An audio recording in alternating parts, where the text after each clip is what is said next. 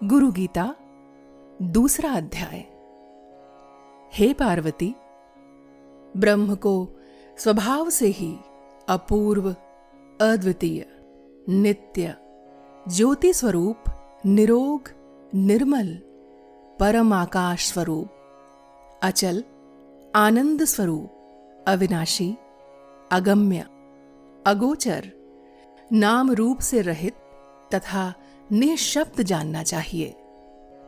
जिस प्रकार कपूर, फूल इत्यादि में गंधत्व, अग्नि में उष्णता और जल में शीतलता स्वभाव से ही होते हैं, उसी प्रकार ब्रह्म में शाश्वतता भी स्वभाव सिद्ध है। जिस प्रकार कटक, कुंडल आदि आभूषण स्वभाव से ही सुवर्ण हैं, उसी प्रकार मैं स्वभाव से ही शाश्वत ब्रह्म हूं। स्वयं वैसा होकर किसी न किसी स्थान में रहना। जैसे कीड़ा भ्रमर का चिंतन करते करते भ्रमर हो जाता है, वैसे ही जीव ब्रह्म का ध्यान करते करते ब्रह्म स्वरूप हो जाता है। सदा गुरुदेव का ध्यान करने से जीव ब्रह्ममय हो जाता है। वह किसी भी स्थान में रहता हो फिर भी मुक्त ही है, इसमें कोई संशय नहीं है। हे प्रिय, भगवत स्वरूप श्री गुरुदेव ज्ञान, वैराग्य, ऐश्वर्य, यश, लक्ष्मी और मधुरवाणी, ये 6 गुण रूप ऐश्वर्य से संपन्न होते हैं।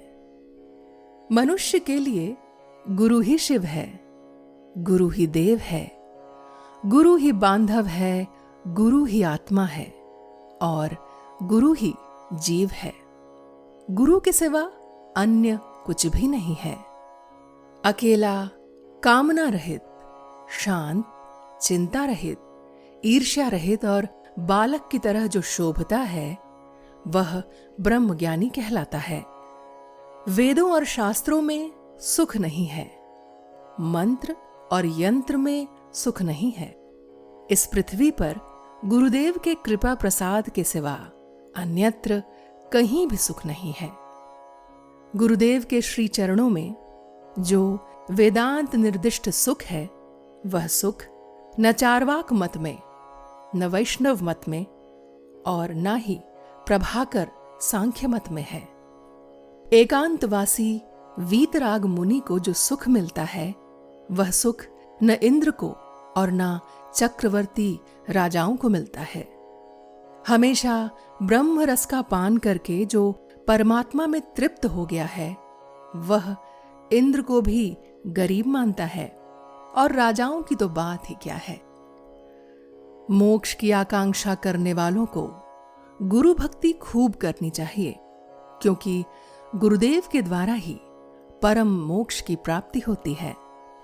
गुरुदेव के वाक्य की सहायता से जिसने ऐसा निश्चय कर लिया है कि मैं एक और अद्वितीय हूं और उसी अभ्यास में जो रत है, उसके लिए अन्य वनवास का सेवन आवश्यक नहीं है, क्योंकि अभ्यास से ही एक क्षण में समाधि लग जाती है और इसी क्षण इस जन्म तक के सब पाप नष्ट हो जाते हैं।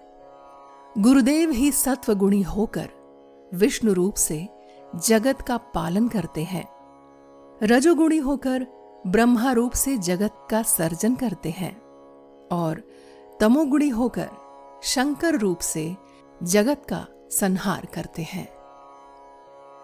गुरुदेव का दर्शन पाकर उनके कृपा प्रसाद से सर्व प्रकार की आसक्ति छोड़कर एकाकी, निष्प्रिय और शांत होकर रहना चाहिए। जो जीव इस जगत में सर्वमय, आनंदमय और शांत होकर सर्वत्र विचरता है, उस जीव को सर्वज्ञ कहते हैं। ऐसा पुरुष जहां रहता है, वह स्थान पुण्य तीर्थ है। हे देवी, तुम्हारे सामने मैंने मुक्त पुरुष का लक्षण कहा। हे प्रिय, मनुष्य चाहे चारों वेद पढ़ ले, वेद के 6 अंग पढ़ ले, आध्यात्म शास्त्र आदि अन्य सर्वशास्त्र पढ़ ले, फिर भी गुरु के बिना ज्ञान नहीं मिलता। शिवजी की पूजा में रत हो या विष्णु की पूजा में रत हो, परंतु गुरु तत्व के ज्ञान से रहित हो तो वह सब व्यर्थ है। गुरुदेव की दीक्षा के प्रभाव से सब कर्म सफल होते हैं। गुरुदेव की संप्राप्ति रूपी परम लाभ से अन्य सर्व लाभ मिलते हैं।